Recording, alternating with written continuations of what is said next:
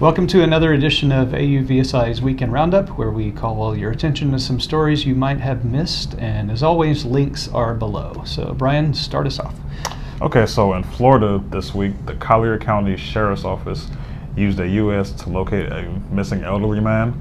This was the first time that a UAS has led to a rescue for the Sheriff's Office. Oh, that's cool. The Coast Guard has used a drone to inspect some channel markers, and that saved them a lot of time and money because otherwise they would have had to rent a manned helicopter at $14,500 per day. So Wow. Flying a drone is a lot cheaper. And they were able to do 3 inspections in 6 hours and saved about 30 hours worth of work. Kroger and Nuro have launched our autonomous grocery delivery service in Houston.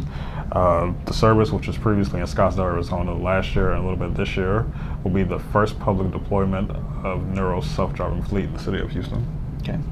A Purdue University researcher has patented a drone design that allows, it makes it easier for the drone to fly in windy conditions. And he did that by drawing inspiration from how insect wings work. The drone has folding arms so it can make adjustments in flight. And the last one for me, a robot called Colossus helped battle the fire at the Notre Dame Cathedral in Paris this week. A product of a French company called Shark Robotics. The robot went inside the cathedral and battled the flames after firefighters had to evacuate because of how dangerous it was. That's a bad situation, of course. And they used some drones from DJI as well to monitor the flames. And the French president says they plan to rebuild in 5 years, which is pretty ambitious. A sports bar around the corner here took 3 years to build a roof deck. So we'll see how that goes. Giant Eagle stores in the Pittsburgh, Cleveland, and Akron areas is using a robot to monitor how much food is on the shelf so that associates at the store, instead of worrying about inventory, can actually help people who are shopping.